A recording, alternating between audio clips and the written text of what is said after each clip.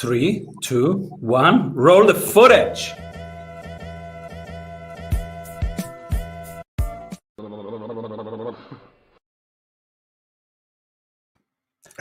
Welcome back to the Strategy Sprints podcast. I'm your host, Simon Severino, and my guest today, I'm excited, is a sales keynote speaker where he shows companies, sales teams how to turn mundane case studies into compelling case stories so they win more new business. From his award-winning career at Condé Nast, he shares the lessons he learned that turns sales teams into revenue rock stars. His TEDx talk, Be the Lifeguard of Your Own Life, has over 1 million views. He has been interviewed by Larry King and appeared on TV as an expert on how to ask for what you want and get a yes. He's currently living in Austin with Pepe, his King Charles Spaniel, who reminds him every day of the importance of belly rubs. Welcome, everybody. John Livesay. Hello. Thanks for having me, Simon. So excited to have you here. Everybody is excited. And what are you currently creating? I am currently creating an enhanced platform for all of my students who've taken my online course, Better Selling Through Storytelling, where the sale is in the tail, T-A-L-E. Instead of it just being a basic private Facebook group, we are now creating a platform where they can get feedback and ask questions on each individual module. They can, there'll be a book recommendation every week, a podcast to listen to every week, and just a much more robust way to engage with me and get my help on their storytelling. Beautiful. And how did you get on Larry King? Well, there's a story there, no surprise. He was co-hosting a show called Breakfast with Larry with a gentleman named Cal Fussman. And I got introduced to Cal Fussman by someone named Mark Goldson, who you might know from being in our metal group. And Cal used to be a journalist for Esquire and interviewed all kinds of famous people like Gorbachev. And he said, I have to reinvent myself now as a journalist and learn how to sell myself as a speaker. And I don't really know how to do it. And I said, Cal, you're a great journalist. You know how to ask great questions. I can help you figure out how to sell yourself through your storytelling. And he was so happy with that. He then said, I want to invite you to be on the show with Larry King. And that was beyond any of my wildest dreams. And we literally have breakfast at a deli, and then Larry's car and driver picks us up and we go to his studio, and Cal and Larry are in the back, and I'm sitting up front with the driver who's adjusting the temperature and the volume of the radio and everything just to Mr. King's desires. And Cal trying to include me in the conversation because they were listening to a baseball game. And they said, are you into sports? And Simon, I had this moment where I said, I've got to tell the truth. And I said, not really. I majored in advertising, and we used to joke that we watched the Super Bowl for the commercials and not the game. And they laughed. And then when Larry was interviewing me, he said, John, how important is it to be authentic when you tell a story? And I said, it's everything, Larry. For example, if you're not into sports and someone asks you if you are, don't fake it. And then we really bonded, and the interview was great. He's my all-time hero. And there are different philosophies when you're a podcaster, and as a guest every day, like I have. So there is the philosophy where you prepare maximum preparation and you overwhelm with that. And then there is the Larry King philosophy on the other side, which is you come blank and curious, and you work in the moment. Yes. You don't prepare at all. And this is my philosophy. I don't prepare. In your case, we know each other, we like each other, and I'm a super fan of yours. And whenever you do your stuff in our community, people have better pitches, better sales, and they love you. How do you do that? What's the method? Well, just to circle back, I prepared big time. Even though Larry himself, he's done over 60,000 interviews by the time he interviewed me. So at that point, you've sort of mastered things. But I did some research on Larry, and I found out he does not like small talk. And I read on how he got his big break in his memoir that was excerpted in Vanity Fair. So I asked him about that. So I found being prepared helped calm my nerves, being in front of such an icon like that, and allowed us to have a really great interview. So I'm a big proponent of preparing. I think my guests, or when I talk to clients, potential clients, the more I know about them and the more I can reference specific things, that they feel like, oh, you took the time to learn something about me. But your question was, how did I learn how to help people with their stories? Yeah, what's your magic? Well, I had a career that kind of prepared me for this, Simon. In my 20s, I was selling multi-million-dollar mainframe computers against IBM, and that really honed my selling skills up against a big company like that.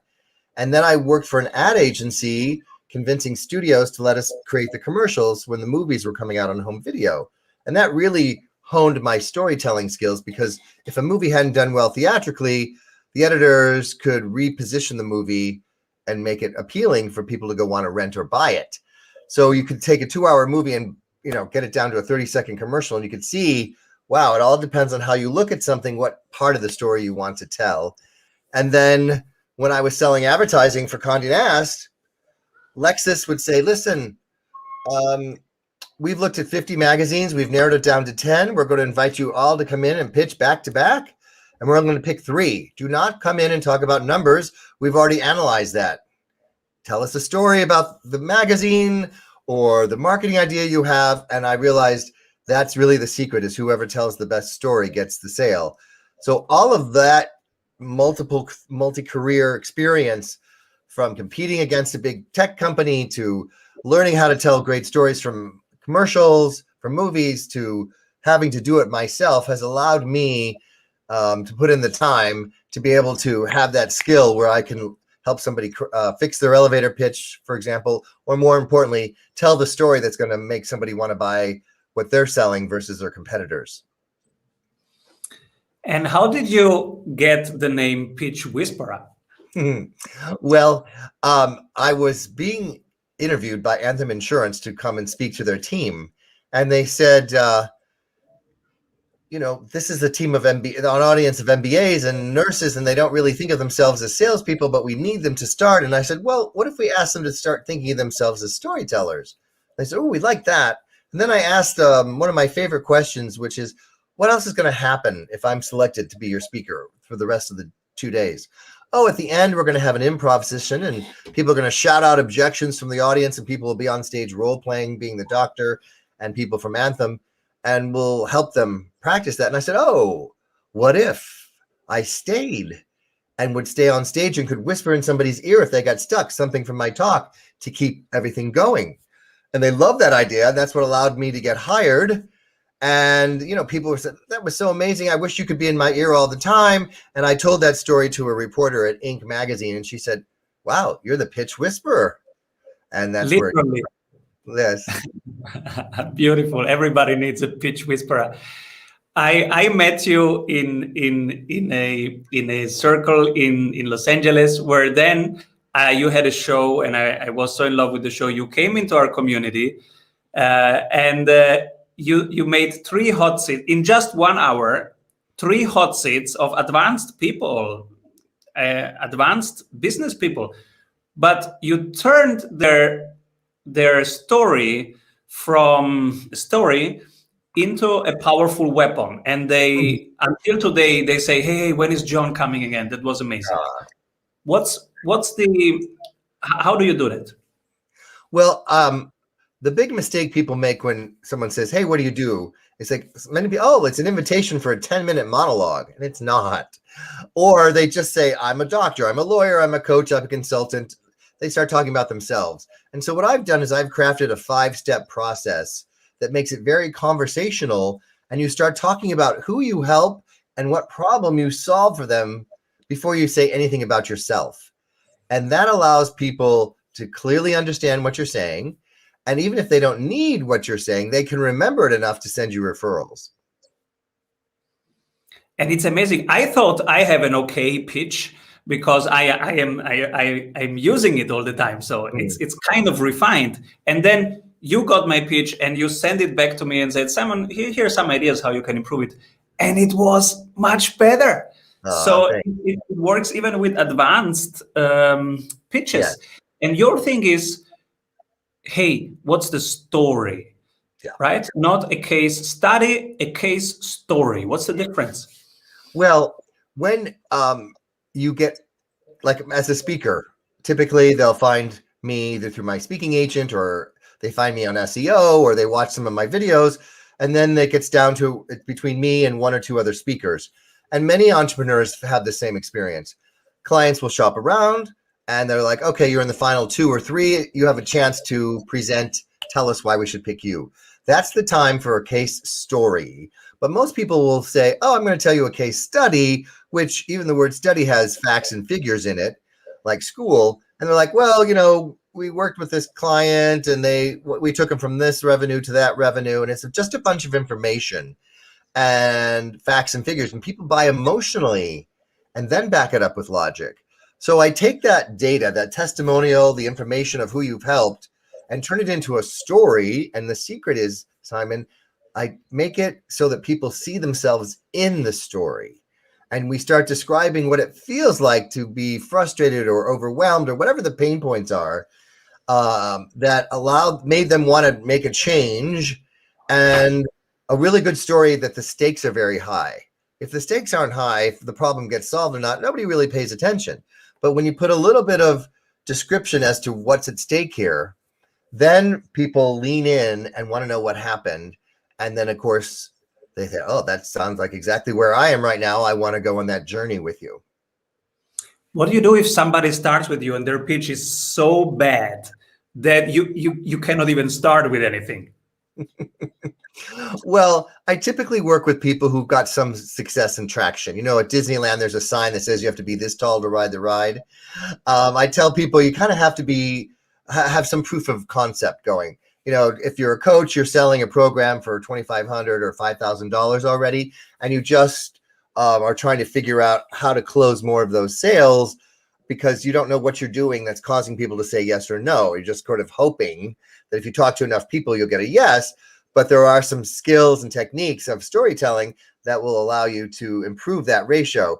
So I think by the time I get to most people, they have the contents of a good story. And when I teach them the structure of it and they're coachable, 9 times out of 10, it'll get better.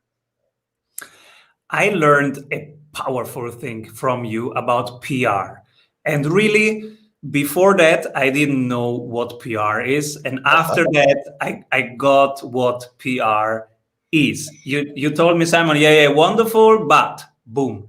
And then you dropped one line, and this one line was what would get me on TV, on radio, etc.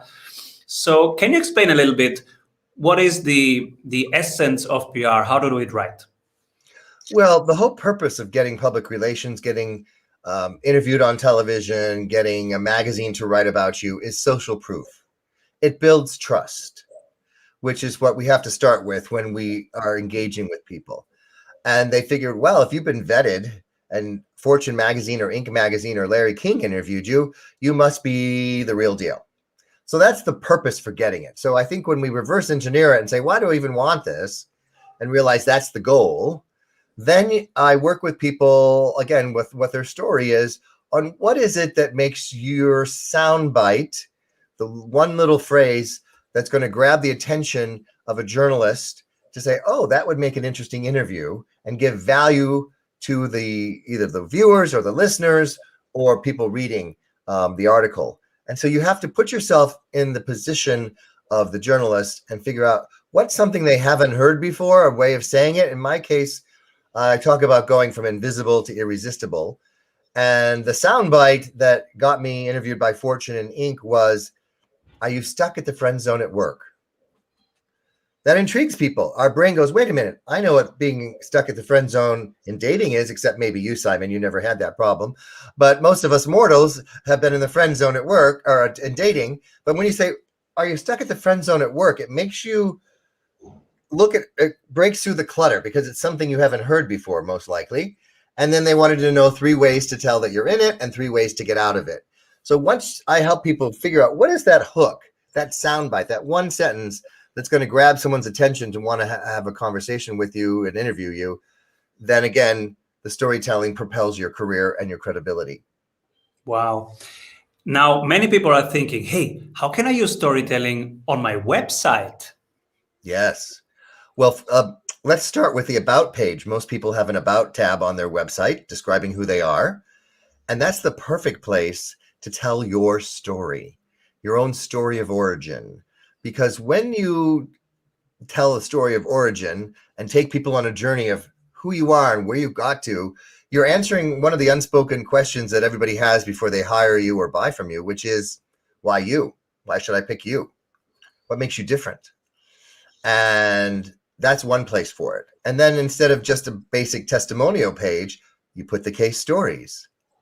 So there's lots of places for storytelling to make your website really stand out.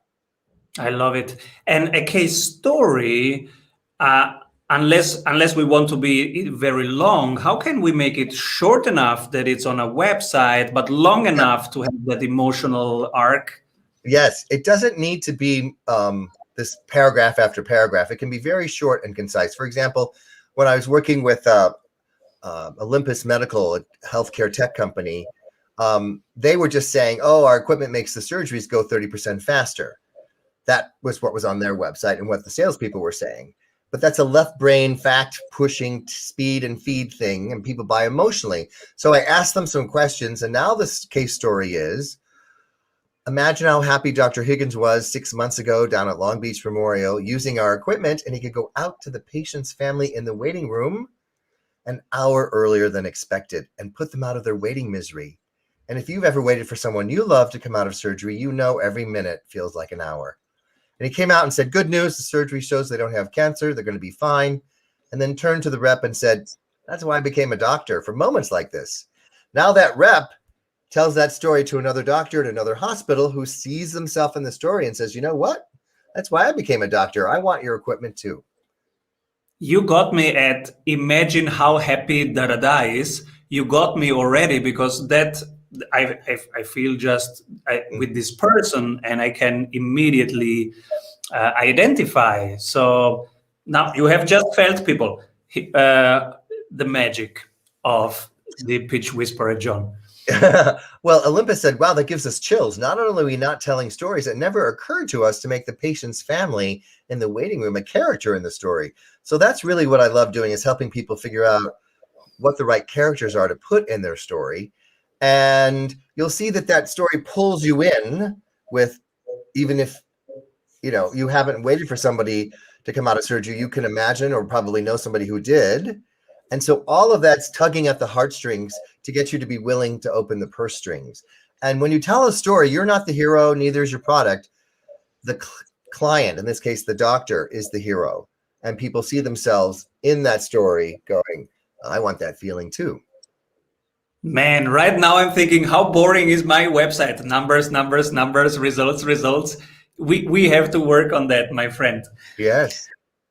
And I'm curious, what are you currently excited about in your field? I think one of the things that I'm most excited about is that when I worked with Olympus, the whole goal was to help them win new business. But now they've taken all 200 case stories that I helped their team with through my course and talk and put it on a repository map. And so now people in 3 separate divisions that have previously been siloed can access each other's stories and make introductions. So the case stories are breaking down silos, which means that company can now get new business without having to start from scratch every time. But the reason the salespeople weren't making introductions was they didn't know the other people's stories. So that's a huge game changer for clients who work with me, is not only winning new business, but breaking down silos, because every company is siloed, whether it's an insurance company, a law firm, you name it. They just don't know what the other part of the company is doing. And once those stories are shared and told, it allows them to grow their business from existing clients to use other parts of the company. You are right now super booked as a speaker in a time where it's hard to be booked as a speaker because everything is online. How do you navigate that field? Well, this becomes an interesting part of a decision for all the entrepreneurs out there. You know, no one asks me, you know, hey, can you give a virtual talk that's not just a typical Zoom talk? Can you wow us with something that makes it more entertaining? And so I decided to learn how to use eCam And Ecamm is a tool on an Apple computer. So when I'm talking about people getting nervous and getting butterflies in their stomach, I now can have butterflies literally fly across my screen. And I decided to take that on as a way to keep virtual talks engaging and entertaining, so that people leaning in and they're not bored or distracted.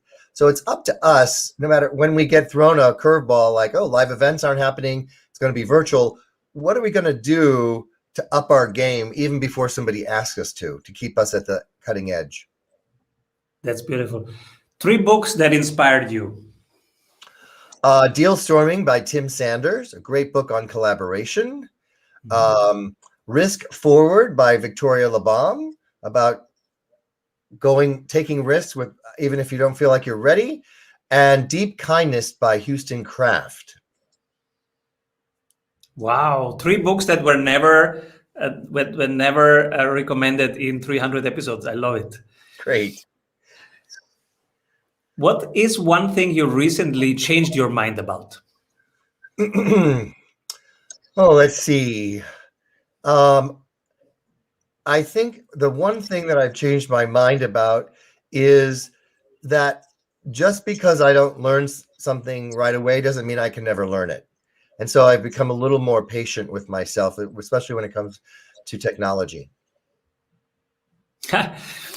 And who should not work with you?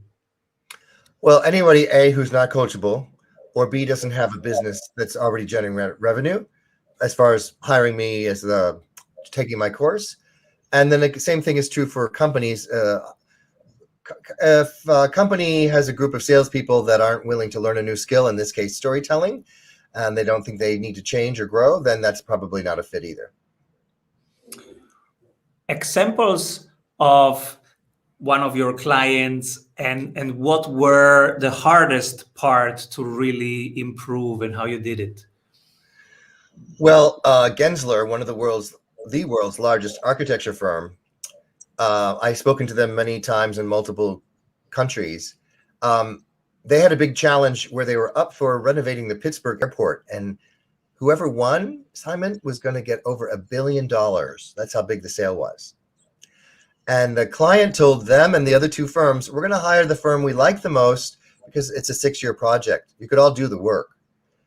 And for Gensler, they're not used to that as being a criteria. And they said, we just show our designs and hope that's enough to win the business. So they flew me out to Pittsburgh to work with the team for 2 days before they went in for that 1-hour presentation.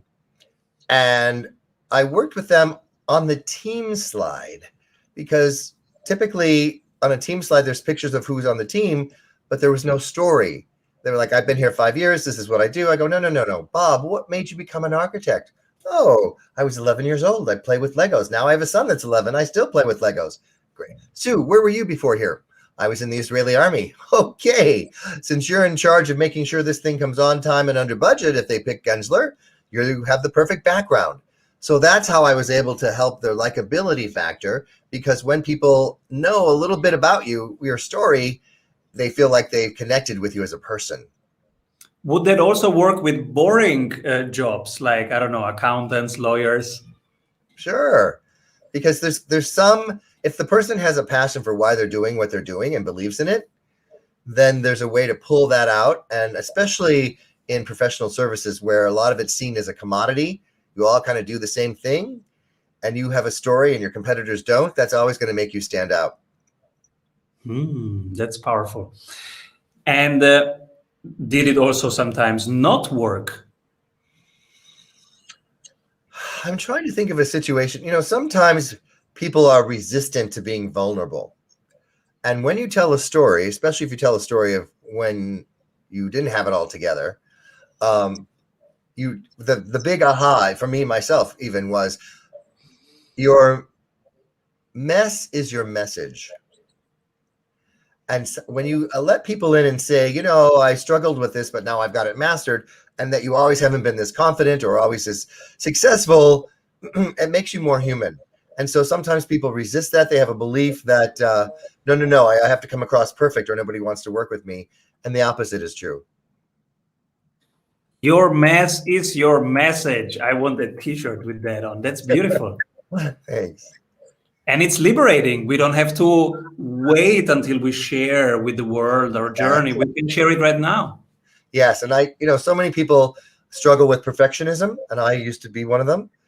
And I realized it wasn't enough to just tell people, don't be a perfectionist. They had to have something to replace it with. So I've come up with this new term called a progressionist. And we're wired for celebrating our progress. That's why the Fitbit watch works, or video games. You're at another level now, gamifying anything. So I tell people we're letting go of perfectionism and celebrate. We're calling ourselves progressionists. And if our elevator story or our story to win new business is just a little bit better than it was before, that's progress. That's a win. It doesn't have to be perfect. And it lets go of all that pressure. Yeah, that's one of our team slogans. That celebrate progress every week. That's what we like as a team, and that's what we try our clients really to have every week. How small can you make it? How numeric can you make it? Yes. Can you enjoy it?